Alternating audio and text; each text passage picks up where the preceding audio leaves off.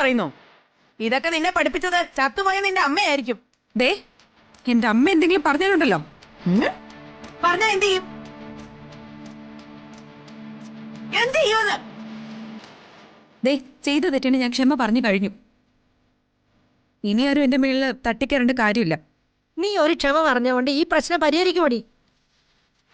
സാരികൾ കൊണ്ടുപോകുന്ന കസ്റ്റമേഴ്സ് അവിടെ ഇരിക്കുക.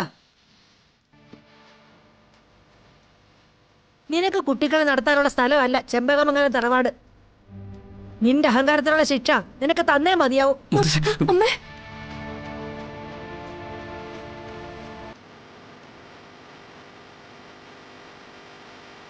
ഒരു അവസ്ഥയ്ക്ക് കൂടി ഇവളോടൊന്ന് ക്ഷമിക്ക.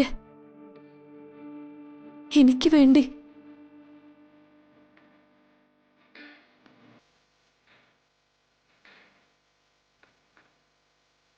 ഞാൻ പറഞ്ഞില്ലേ അമ്മേ, ഈ നന്ദിനി ഒറ്റയെടുത്തി ഇവളെ വഷളാക്കുന്നത്.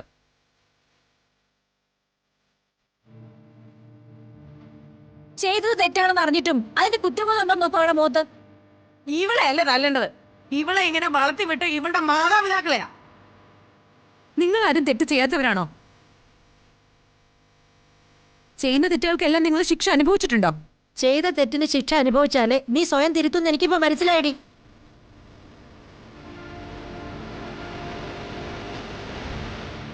അതുകൊണ്ട് നിനക്കുള്ള ശിക്ഷ ഞാൻ വിധിക്കുക.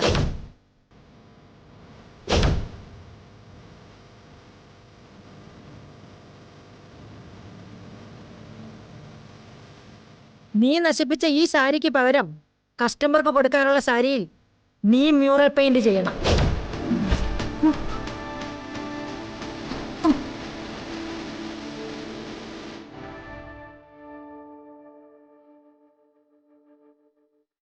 നാളെ രാവിലെ 10 മണിക്ക് കസ്റ്റമർക്ക് കൊടുക്കാനുള്ള ഈ സാരി റെഡി ആയിരിക്കണം.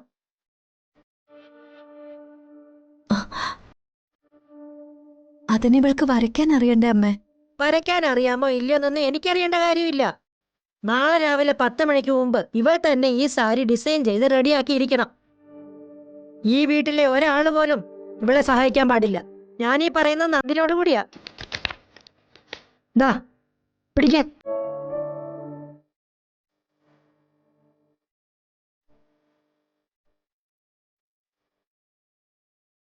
പിടിക്കാൻ.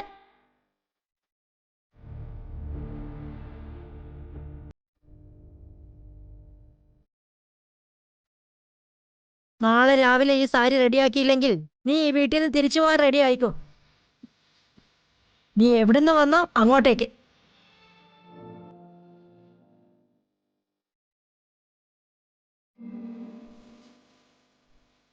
ഇനി ഇതിന്റെ പേരിൽ ഒരു സെന്റിമെന്റ്സും ആരും എന്നിൽ നിന്ന് പ്രതീക്ഷിക്കണ്ട.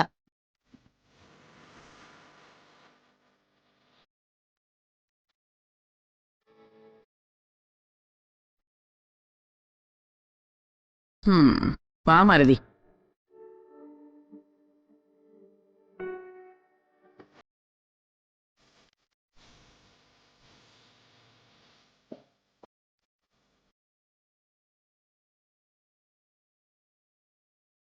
വാ